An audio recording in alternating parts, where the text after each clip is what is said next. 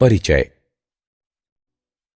बच्चों, आज हम जानते हैं कि हमें जीवन के लिए ऊर्जा की आवश्यकता होती है और भोजन ऊर्जा का प्राथमिक स्रोत है। आप जानते हैं कि भोजन की पाचन क्रिया मुख से ही प्रारंभ हो जाती है, लेकिन ऊर्जा अवशोषण की प्रक्रिया प्रमुख रूप से छोटी आंत में शुरू होती है। हाँ, भोजन मुख के बाद ग्रसिका से होकर अमाशय में जाता है, जहां प्रोटीन का पाचन शुरू होता है और उसके बाद भोजन छोटी आंत में प्रवेश करता है, जहां से अपचित भोजन बड़ी आंत में चला जाता है और उसके बाद मल द्वार के द्वारा शरीर से बाहर उत्सर्जित किया जाता है। भोजन के पाचन के बाद पचित भोजन से पोषक अवशोषित कर लिए जाते हैं।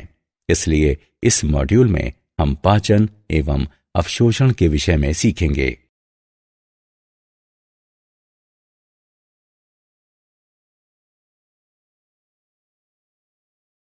उद्देश्य। इस पाठ के अंत में आप निम्न करने में सक्षम हो जाएंगे: पाचन तंत्र का वर्णन करना, भोजन के पाचन का वर्णन करना, पचित भोजन के अवशोषण की व्याख्या करना, पाचन तंत्र के विकारों का वर्णन करना।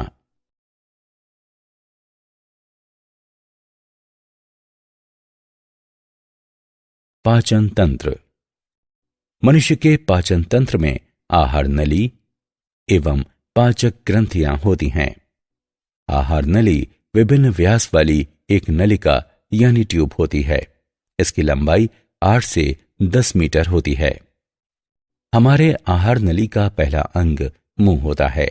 ये अनुप्रस्थ काट के जैसा होता है। ये 2 कोमल ओष्ठों, ऊपरी और निचला, इन दोनों से बंद होता है।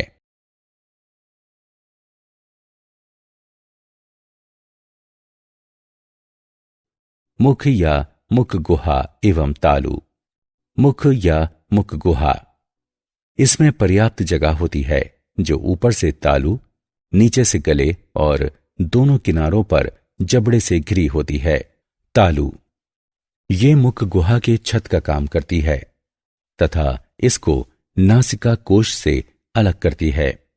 ये 2 भागों में विभाजित होती है: कठोर तालु और कोमल तालु। कठोर तालु, इसे अस्थियों द्वारा सहारा प्रदान किया जाता है और इस पर झुर्रियां कहलाने वाले अनुप्रस्थ कटक होते हैं। ये चर्वण के दौरान भोजन को सही स्थिति में रखते हैं। कोमल तालु, ये तालु का पश्च भाग है। इसकी चिकनी सतह के कारण भोजन निगलना आसान हो जाता है। इसका पश्च स्वतंत्र सिरा एक छोटे से फ्लैप, अली जिह्वा या मृदु तालु के रूप में नीचे लटकता रहता है।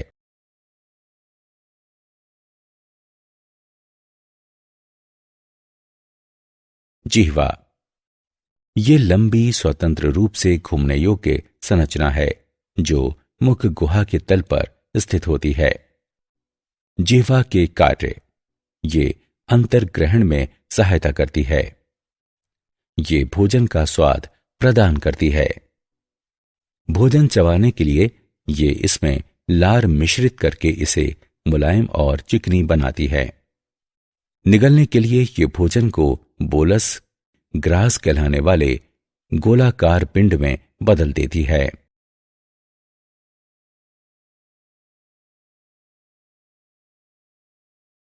दांत। दांत अर्धवृत्ताकार चाप के रूप में दोनों जबड़ों पर स्थित होते हैं। दांत गर्तिका या दंत कोष्टिका कहलाने वाली गर्त में अंतः स्थापित होते हैं। दांत 2 समूहों में निकलते हैं: अस्थायी दांत या दूध के दांत यानी पाती दांत और स्थायी दांत। मानव दांत द्विबार दंती होते हैं क्योंकि मनुष्यों में दूध के दांत स्थायी दांतों से प्रतिस्थापित हो जाते हैं। दांत 4 प्रकार के होते हैं: कृंतक, रदनक, अग्र चणवर्णक और चरोणक। स्थायी दांत समूह में 32 दांत होते हैं। अक्षर I, C, पी, एम और एम क्रमशः कृंतक, रदंतक, अग्र, चर्वणक और चर्वणक को दर्शाते हैं। मनुष्यों के दांतों की व्यवस्था को एक दंत सूत्र द्वारा निरूपित किया जा सकता है।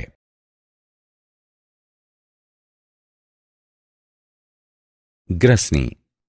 ग्रसनी एक छोटे आकार वाला शंक्वाकार भाग है जहां भोजन और वायु मार्ग एक दूसरे को काटते हैं। इसमें निम्न छिद्र होते हैं: दो नासा छिद्र या आंतरिक रंध्र, दो यूरेस्टिकी नलिकाओं के छिद्र, ग्रासिका ग्रास नली का छिद्र, श्वासदार कंठ या श्वास नली का छिद्र और ग्रसनी में मुख गुहा का छिद्र।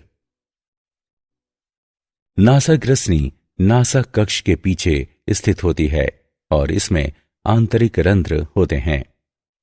मुख ग्रसनी मुख गुहा के पीछे स्थित होती है और ये भोजन ग्रास का मार्ग है।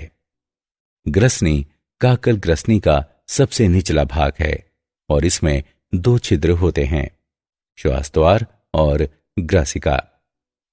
श्वासद्वार श्वास नली में स्थित होता है और भोजन ग्रास निकलने के दौरान एक पत्ती जैसी उपास्थीमय संरचना घांटी ढक्कन द्वारा बंद हो जाता है।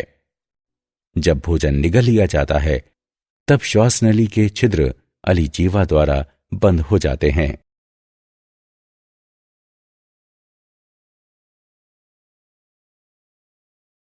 अमाशय। अमाशय उदर गुहा के ऊपरी भाग में डायाफ्राम के नीचे स्थित होता है। अमाशय का बड़ा भाग बाईं ओर स्थित होता है। अमाशय को निम्नलिखित भागों में विभाजित किया जा सकता है: जठरागम भाग। ग्रासिका जठरागम कहलाने वाले एक छिद्र द्वारा जठरागम भाग में खुलती है। ये जठरागम रोधनी नामक एक कपाट द्वारा घिरा होता है। ये जठरागम कपाट के ऊपर उभरा हुआ होता है और फंडस कहलाता है। काप्रस या काय, ये अमाशय का मध्य भाग है। जठर निर्गमी भाग, ये अमाशय का निचला भाग है जो छोटी आंत में खुलता है।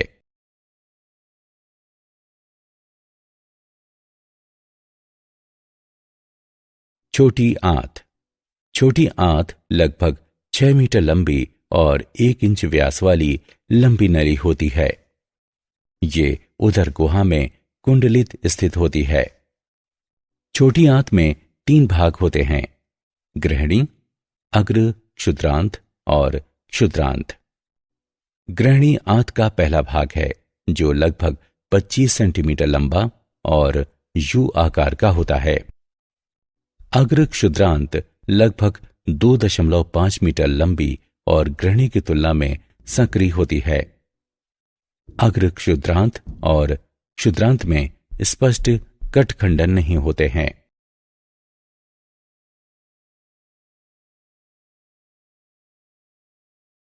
बड़ी आंत। बड़ी आंत छोटी आंत से विस्तृत होती है। इसमें अंधनाल, वृहदांत्र और मलाशय होते हैं। बड़ी आंत अंधनाल से शुरू होती है और ये एक बड़ा थैला है जो छोटी आंत से अपशिष्ट पदार्थ प्राप्त करता है। अंधनाल वृहदांत्र तक जाती है जिसे 3 भागों में विभाजित किया गया है: आरोही, अनुप्रस्थ और अवरोही भाग। और अंत में ये मलाशय में खुलती है जो मलद्वार द्वारा बाहर खुलता है।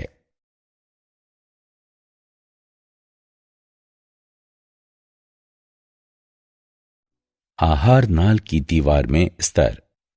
आहार नाल की दीवार में 4 स्तर होते हैं: सिरोसा, मस्कुलरिस, सबम्यूकोसा और म्यूकोसा। सिरोसा सबसे बाहरी परत है जो कुछ संयोजी ऊतकों से बनी होती है। पाचन तंत्र में मस्कुलरिस आंतरिक वर्तुल और बाह्य अनुदैर्ध्य चिकनी पेशियों की बनी होती है। आंतरिक वर्तुल परत तंग सप्रेल में व्यवस्थित होती है जबकि बाह्य अनुदैर्ध्य परत शिथिल सप्रेल में व्यवस्थित होती है। सब म्यूकोसा परत अनियमित सघन संयोजी ऊतक की बनी होती है। इसमें रुधिर, लसिका वाहिनियां और तंत्रिका जालक होते हैं। म्यूकोसा आहारनाल की दीवार की सबसे भीतरी परत है, जो 4 सुस्पष्ट ऊतक परतों की बनी होती है। म्यूकस उपकला लेमिना प्रोप्रिया, श्लेष्मिका, म्यूकोसी परत और म्यूकोसी परत जिसमें विविध म्यूकस स्रावित करने वाली ग्रंथियां होती हैं। म्यूकोसी परत का विशेष रूप से महत्व है क्योंकि ये नम आंतरिक सतह की देखभाल करती है, जो आहारनाल की सबसे भीतरी परत को चिकना बनाती है। भोजन ग्रास के आगे बढ़ने की गति को सुगम बनाती है और मोटे खाद्य पदार्थों से म्यूकोसी घर्षण की रोकथाम करती है।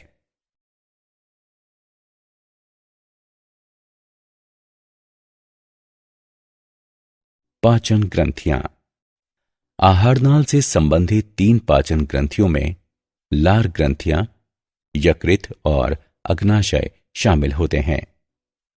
3 जोड़ी लार ग्रंथियां होती हैं जो कर्णपूर्व, अधोजंभ या अवचिंबुकीय और अधोजिह्वा हैं। ये लार स्रावित करती हैं जो वाहिनियों से होकर मुख में पहुंचती हैं। लार में एमाइलेज एंजाइम होता है जो स्टार्च के जल अपघटन को उत्प्रेरित करता है। यकृत शरीर की सबसे बड़ी ग्रंथि है। ये उदर के ऊपरी भाग में ठीक डायाफ्राम के नीचे स्थित होता है।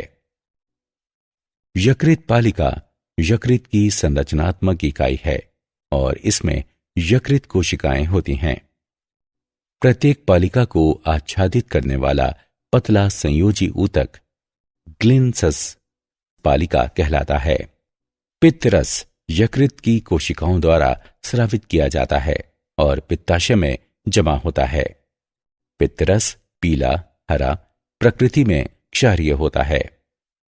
पित्त वसा का इमल्सीकरण करता है जिससे उसे छोटे कणों में तोड़ने में मदद मिलती है। पित्ताशय की नलिका और यकृत नलिका मिलकर मूल पित्त वाहिनी बनाती हैं। अग्नाशय शरीर का दूसरा सबसे बड़ा भाग है। ये अग्नाशयी रस स्रावित करता है जिसमें पाचन एंजाइम होते हैं। इनमें प्रोटीन के विखंडन के लिए ट्रिप्सिन और काइमोट्रिप्सिन तथा पॉलीसैकेराइड इत्यादि के विखंडन के लिए एमाइलेज शामिल हैं।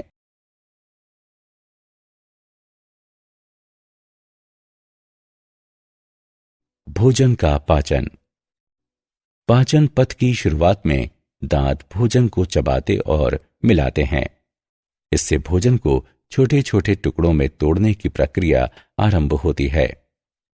लार ग्रंथियां लार स्रावित करती हैं जिसमें श्लेष्मा होती है और ये भोजन के स्नेहन तथा इसे बोलस में बदलने में सहायता करती हैं।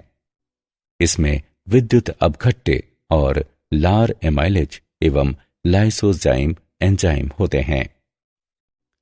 लार की संक्रिया के कारण कार्बोहाइड्रेट आंशिक रूप से पच जाता है।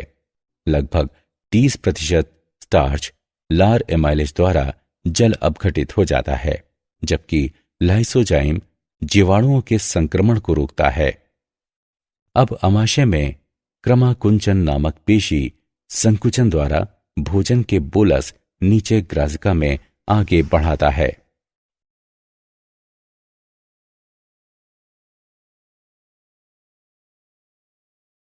भोजन का पाचन।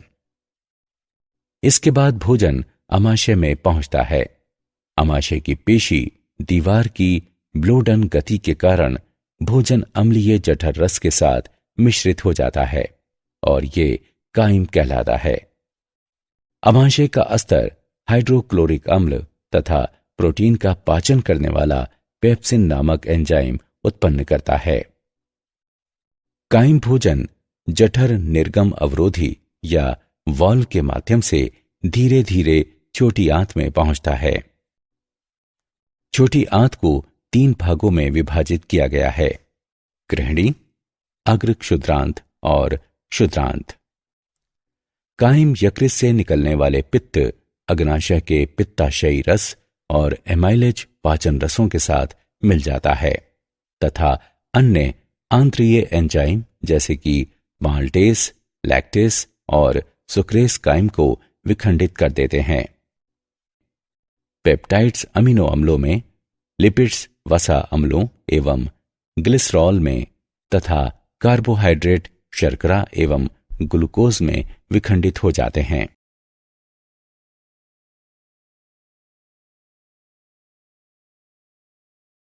भोजन का पाचन। अपचित तथा अनावशोषित भोजन बड़ी आंत में चला जाता है। बड़ी आंत का कार्य अपचनीय भोज्य पदार्थ से जल अवशोषित करना है तथा ये श्लेष्मा भी स्रावित करती है, जो बहिक्षेपण के लिए अपशिष्ट भोजन कणों को स्नेहन प्रदान करती है। अनावशोषित और अपचित पदार्थ मल पदार्थ कहलाते हैं। शरीर से मल पदार्थ का त्याग गुदा द्वारा किया जाता है।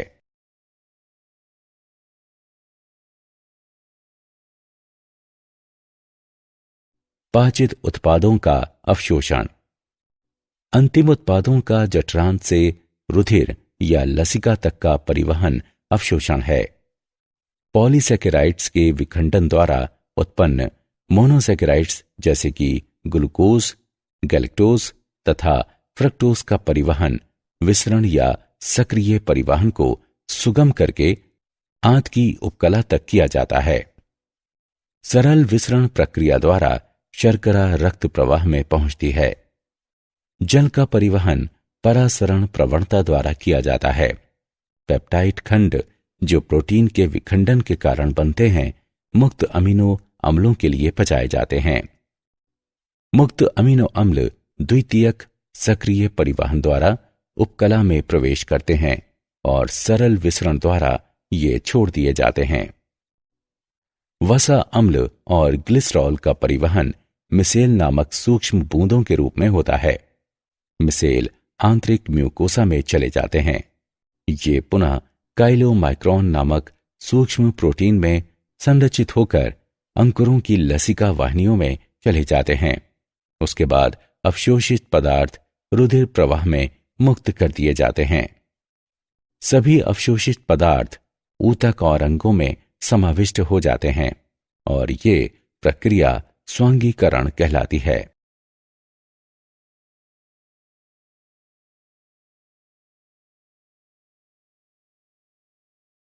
पाचन तंत्र के विकार। पाचन तंत्र के सामान्य विकार हैं पीलिया।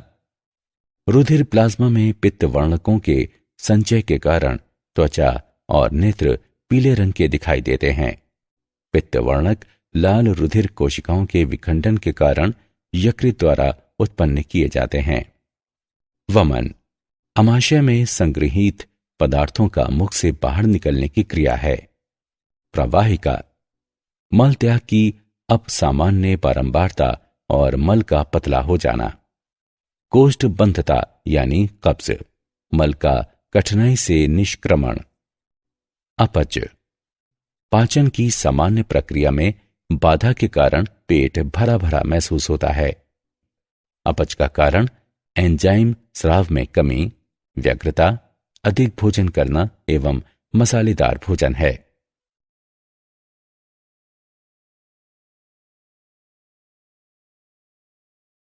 क्या आप जानते हैं north Carolina school of medicine विश्वविद्यालय के नए अध्ययन से पता चलता है कि आंत में रहने वाले कुछ सूक्ष्म जीव भोजन की समान मात्रा से अधिक कैलोरी निकालने के लिए परपोषी जीव को अनुमति देकर आहार वसा के अवशोषण को बढ़ा देते हैं। एलईडी फोटोथेरेपी प्रणाली का उपयोग भारतीय अस्पताल में किया जाता है। इसमें पीले रंग के प्रकाश का उपयोग नवजात शिशुओं में पीलिया के उपचार के लिए किया जाता है।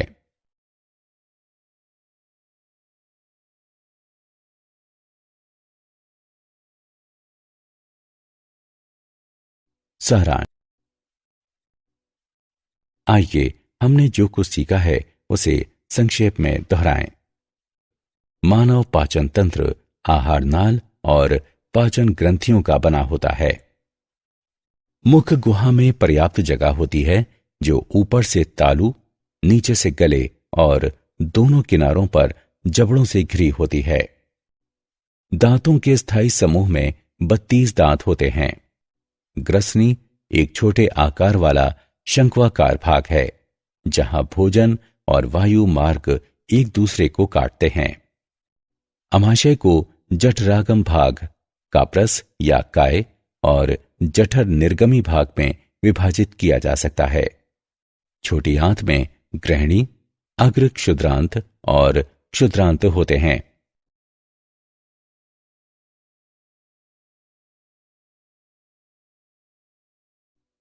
बड़ी आंत में अंधनाल, वृहदांत्र और मलाशय होते हैं।